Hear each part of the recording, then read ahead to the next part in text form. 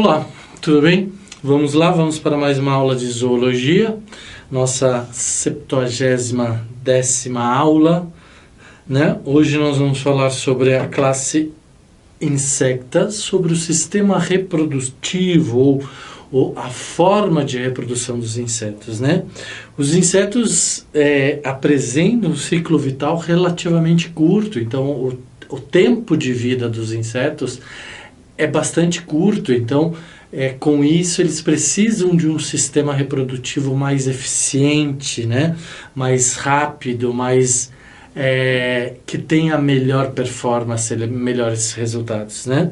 Podendo se multiplicar rapidamente em condições favoráveis, né? Então, os insetos encontrando condições favoráveis, eles vão se reproduzir muito rapidamente. E tá aí, a gente pode lembrar de, por exemplo, abelhas, formigas, mosquitos, baratas, borboletas, né? Então, havendo condições ideais, clima, temperatura, calor, luz, sombra, umidade, né? E às vezes também ausência de inimigos naturais, né? Outros animais que se alimentem desses insetos. Então, normalmente os insetos têm essa performance de reprodução muito alta. E aí, muitas dessas vezes, eles acabam se tornando pragas, né? Pragas sociais, econômicas, que podem nos causar grandes problemas. Então, são animais dioicos, ou seja, duas casas, né? Unissexuados, cada animal tem um sexo. Estamos falando de biologia, muitas vezes pode acontecer alguns fenômenos, algumas exceções, né?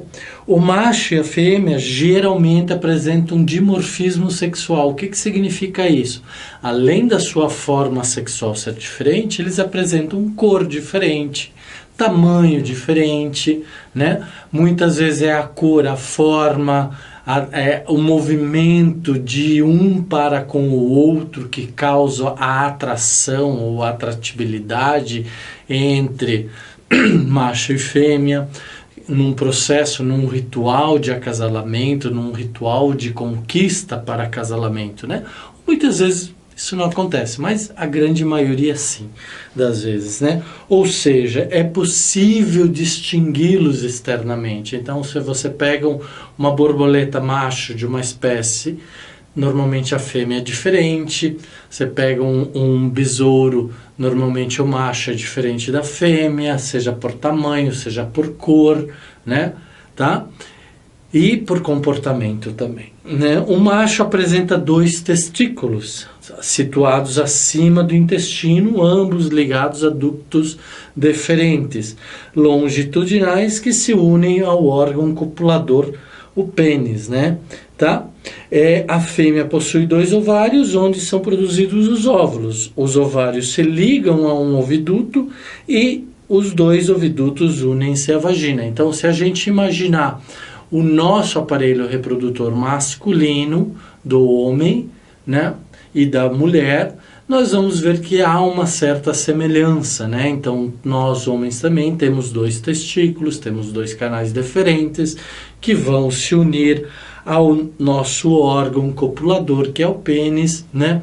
E a mulher também tem 2 ovários que vão, através das suas trompas, se unir a útero, a vagina, né, que é o órgão copulador da fêmea. E isso acontece nos animais também. Então aqui um desenho rápido para vocês, lembrando que os insetos têm cabeça, tórax, abdômen, né, tem antenas, tem olhos, tem océolos, né? Isso vocês têm que lembrar para que serve, certo? Tem o metatórax. E aqui é interessante lembrar que tem o cerco, que é o órgão que fixa o ovopositor do macho durante o acasalamento. Então ele garante a união entre o macho e a fêmea, como se fosse uma garra que agarra a fêmea e faz com que ele tenha sucesso na copulação, na penetração do seu pênis na vagina da mulher, da fêmea, né? E aí ovoposita todos os seus espermatozoides, né? Tá? E então aqui um detalhe maior, né? Chamando a atenção para vocês do ovopositor, da vagina, no caso da mulher, né? A fêmea com ovopositor, o macho com cerco, né? Então, isso tudo para garantir o sucesso da copulação e depois o sucesso na hora de ovopositar, né? Então, são estruturas que eu estou colocando aqui para vocês que os insetos possuem, né? Tá? Sejam eles quais forem, para serem classificados como insetos, eles precisam apresentar estas estruturas, tá? As fêmeas ainda apresentam um receptáculo seminal, a espermateca, ou seja, então quando o macho deposita todos os espermatozoides no ovário da fêmea, né? O que acontece? Ela tem uma espermateca que retém esses espermatozoides, né?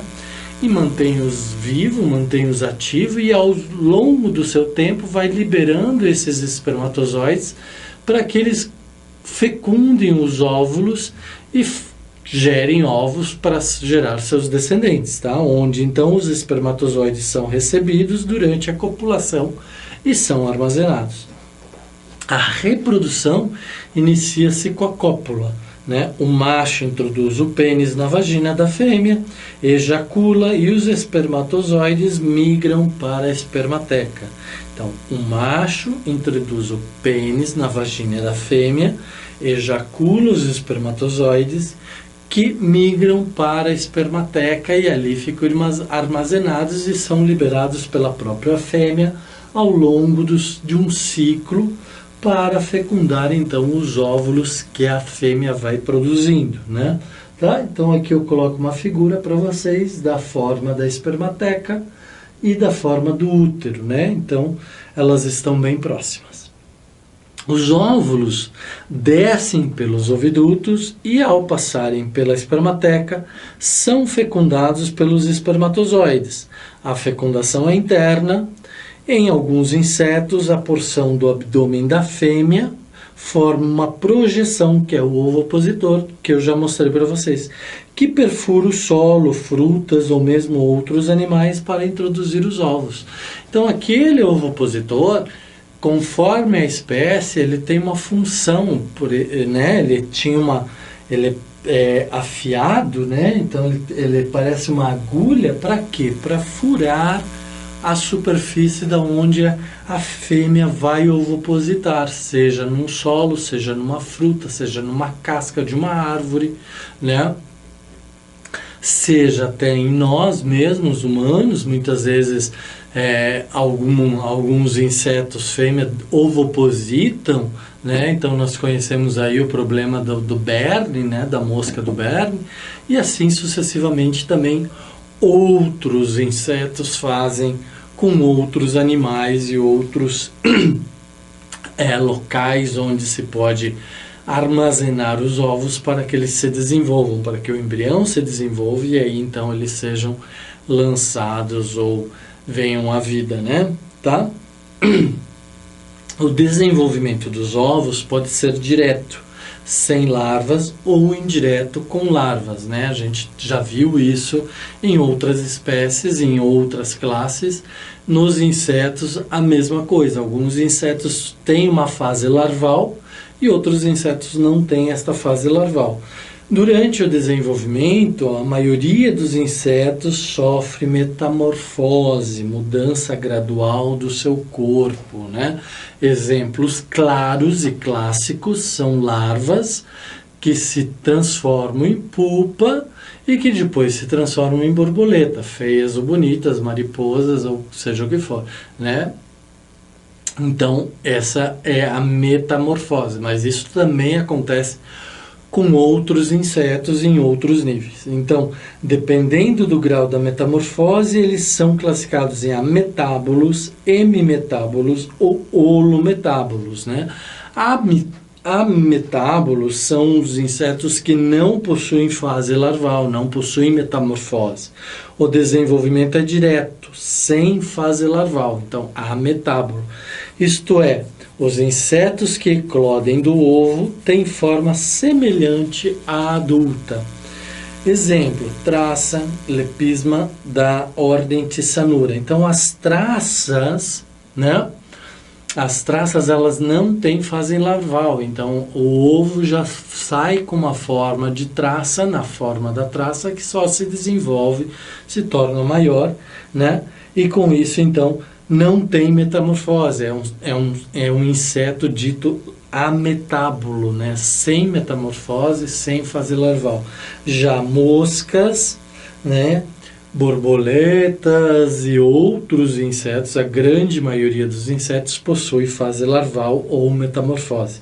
Então, hemimetábulos são insetos que possuem parte ou uma metamorfose não completa, né? Então, parte do seu corpo se transforma. Então, sofrem metamorfose incompleta, desenvolvimento indireto, né? Então, vão possuir fase larval, sim, só que são diferenciados. Quando saem dos ovos, são chamados de ninfas. Então, ninfas são as larvas que saem dos ovos, né, dos insetos, não possuindo asas nem aparelho reprodutor, mas com uma semelhança ao adulto, chamado ímago, né? Então, ninfa é a larva, ímago é o adulto, né? Então, lembrar sempre disto, que os insetos hemimetábulos, né, apresentam semimetamorfose ou metamorfose incompleta. As larvas, quando saem dos ovos, não apresentam todas as características de um indivíduo adulto, são chamadas de ninfas, e os adultos são chamados de ímagos, né? A seguir, passam então essas larvas, essas ninfas, passam por mudanças graduais ou incompletas. Por exemplo, gafanhoto, barata, libélula. Então, quando a gente... se vocês, sei que parece nojento, mas se vocês olharem uma pequena larva de uma barata, um pequeno indivíduo de uma barata, vocês vão ver que ele não tem larva, que ele não tem asa ainda, né? Que são ainda ninfas, né? São indivíduos que ainda estão em desenvolvimento. Só depois de adulto é que eles, depois que se tornarem ímagos, é que eles vão adquirir as asas, tá? E o aparelho reprodutor. Então, olha aqui. Ninfa, né? O ovo, a larva vai se tornar num pequeno... O ovo vai dar origem a um pequeno jovem, né? Uma ninfa, que vai ganhando valor pelas ecdísis. Lembra que são ecdísis? Lembra que todos eles têm exoesqueletos, então eles precisam romper o exoesqueleto e aí vão crescendo pela ruptura do exoesqueleto, né? Até chegarem à forma do ímago, do adulto, que daí já vão apresentar asas e o aparelho reprodutor, tá? Até chegarem lá, não são adultos, né? São ninfas. Outro exemplo são esses besouros, né? Do ovo vai se ganhando forma, não apresenta asa, e depois, no fim, o ímago apresenta uma estrutura diferenciada de um adulto, né?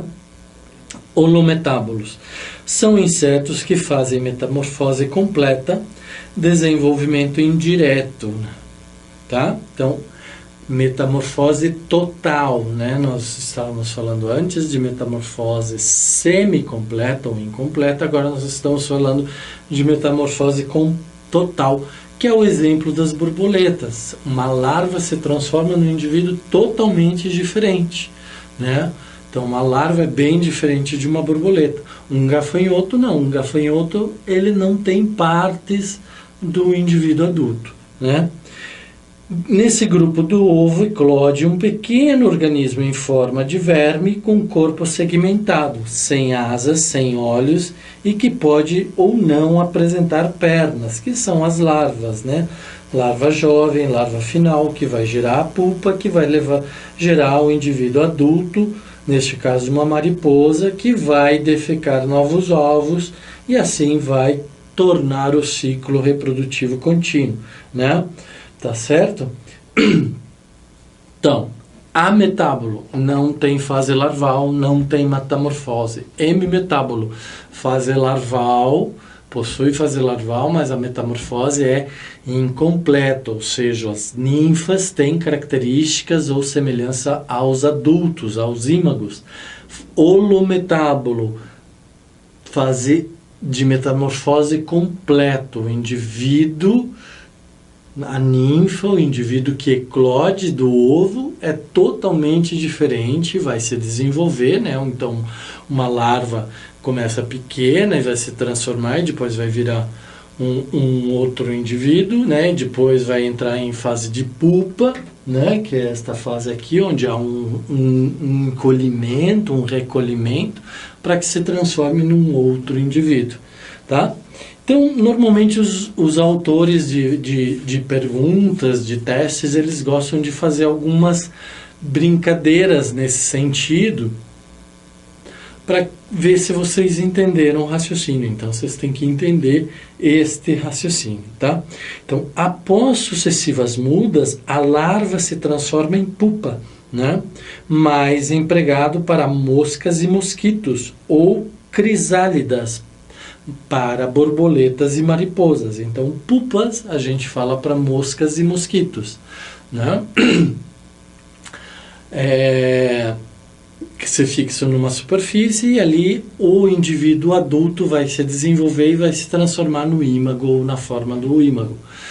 Já crisálidas é o termo utilizado tanto para mariposas quanto borboletas, né? A pupa ou crisálida difere da larva geralmente por apresentar menor movimentação. Então, ainda que a gente veja uma pupa fixada lá numa árvore, numa parede, num canto de uma sala, num local onde a larva achou interessante, achou condições ideais para se fixar e começar o seu processo de metamorfose, ainda que isso aconteça, ela precisa de características e ela tem um certo tipo de movimento, que é o movimento das contrações e das transformações internas do indivíduo, né? Então, uma pupa não é totalmente imóvel, ela tem um certo tipo de movimentação, tá? E depois ela, no final, quando o indivíduo, o ímago, estiver pronto, ele vai gerar um rompimento, uma quebra dessa estrutura, desta pulpa ou desta crisálida, né? Então, na pulpa ocorrem grandes mudanças, especialmente na pulpa ou na crisálida, né? Especialmente a destruição dos tecidos larvais. Então, é como se surgisse o surgimento de um novo indivíduo, né? E a formação de novos tecidos, características do adulto. Então, é uma transformação total, né? Lembrem-se disso. Holometábulos, né? Tá? A fase de pupa representa o momento de transformação da larva em adulto, que depois de formado romperá a cutícula pulpal. Então, depois que o ímago estiver formado lá dentro da pulpa, ele vai começar um movimento de ruptura da cutícula, ruptura daquela casca, para que ele possa sair de dentro da pulpa, então, né? E se libertará sem sofrer mais mudanças. Então, aqui estou apresentando para vocês uma forma de uma pulpa, está fixado, né? Tá? Tem uma certa característica com a forma do indivíduo adulto. Quando internamente este indivíduo adulto atingir a sua forma de ímago, ele vai romper esta camada de cutícula, esta casca, para se libertar. Então, olha lá, a larva, sentindo o seu estímulo fisiológico, ela vai buscar um local para se fixar e começar a formar a sua pupa ou a sua crisálida, neste caso, né?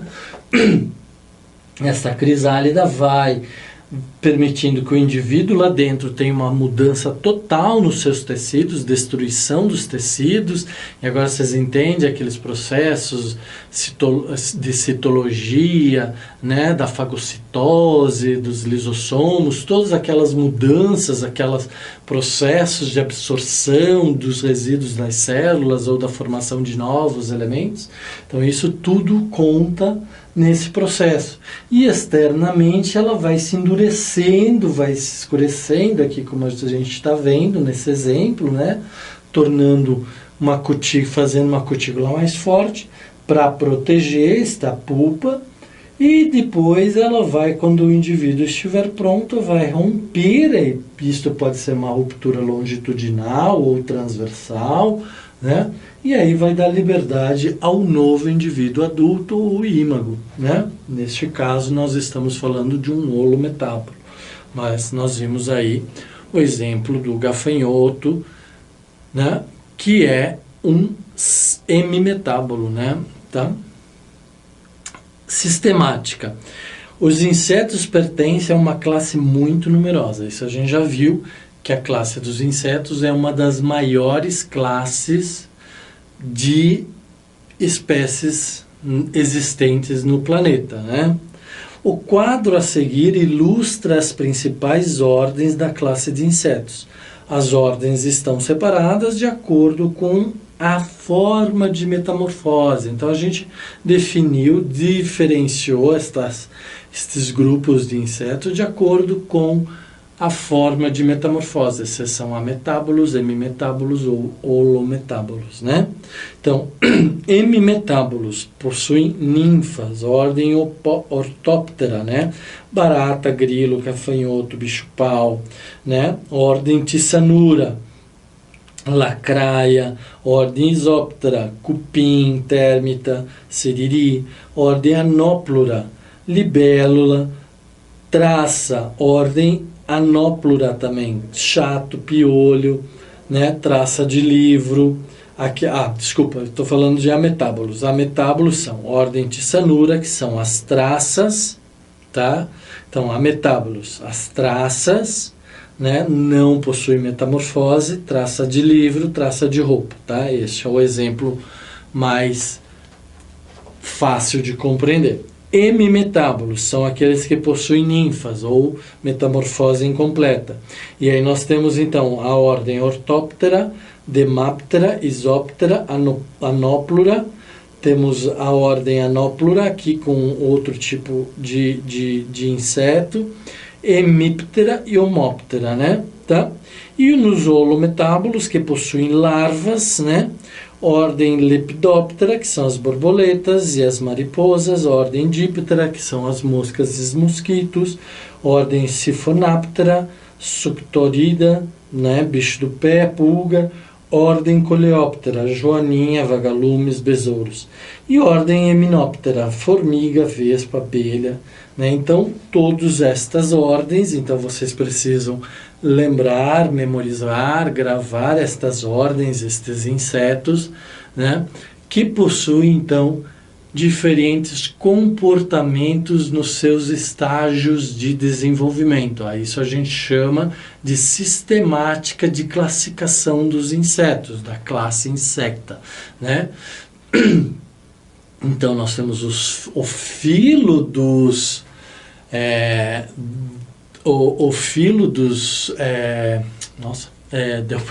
a classe dos insetos com diversas ordens, né? Então aqui estou apresentando para vocês ordens da categoria dos ametábolos, outra ordem, as diversas ordens dos hemimetábolos que apresentam ninfas e a ordem dos holometábolos que apresentam larvas, né? As ninfas, a gente tem que lembrar, são mini adultos, né? Sem algumas estruturas. As larvas são indivíduos totalmente diferentes aos indivíduos dos adultos. Vão sofrer transformação total, né? que se você pegar um com o outro, você vai dizer, não são o mesmo, mas são o mesmo indivíduo, tá? E assim, então, nós estamos vendo a classe insecta, nós vimos a reprodução, vimos a sistematização e vimos todas as categorias e classificações ou estruturas que diferenciam esta ordem insecta. Então, principais insetos transmissores ou causadores de doença. Isso aqui é um exemplo para vocês, é uma leitura complementar, tá? Mas que é importante vocês saberem. A gente já falou de várias doenças socioeconômicas ou outros tipos de doenças, né? Importantes ou menos importantes. E aqui nós vamos ver algumas associadas aos insetos. A gente já viu algumas lá dos nematóides, dos plateumintes, que usam os insetos como agentes intermediários, né, ou hospedeiros intermediários, né, que nem é o caso do barbeiro, tá? Então vamos lá, pedículos humanos, transmite o tifo exantemático, né? Ptyrus pubis causa a fitiriose, que é o chato, né? Triatoma, que é o barbeiro, que transmite a doença de Chagas, né? Culex fatigans, que transmite a elefantíase. Anopheles, mosquito prego, que transmite a malária e a elefantíase também. A Aedes aegypti, que transmite a dengue, a zika, a chikungunya e a febre amarela, né? Tão atual nos nossos tempos aqui no Brasil, né? Plebótomos intermédios, o mosquito palha, que transmite a úlcera de Baru, a leishmaniose. A gente viu essas doenças lá quando a gente tratou dos vermes, né, dos nematóides e outros vermes, né. Tunga penetrans, causador da tungíase ou tungíase, que é o bicho do pé. Glossina palpalis, mosca tsetse, que é a doença do sono, que as pessoas não conseguem acordar, né? Tá? Então são exemplos de doenças causadas por insetos, mas os insetos são o quê? São hospedeiros intermediários, então eles foram infectados por vermes, por nematóides, asquelmintes, ou seja lá qual for o tipo de verme, né? Vamos colocar essa palavra genérica, verme, e aí ao picarem ou ao urinarem no ser humano, causam irritabilidade, e o ser humano, ao fazer suas escoriações, coceiras, ele acaba abrindo ali um local de penetração destes vermes, né, destas larvas, tá? E aí surge então algumas doenças, né? Tá? A gente não falou aqui, por exemplo, da mosca, que causa o berne, né? O berne é uma doença bem interessante também, tá? Ok? Então, pessoal, esses dois quadros é bacana vocês anotarem, afixarem na parede e assim memorizarem estas classificações, estas disposições ou essa sistematização, tanto de onde se enquadram cada ordem, cada espécie, cada inseto, né? São exemplos que vão servir para vocês raciocinarem, concluírem, aplicarem mais para frente, tá? E aqui também a questão das doenças, que a gente já viu em outras aulas, e agora aqui a gente está vendo sobre o aspecto do hospedeiro intermediário. Ok, pessoal? Então, fiquem bem e até a próxima aula. Um grande abraço para vocês. Tchau, tchau.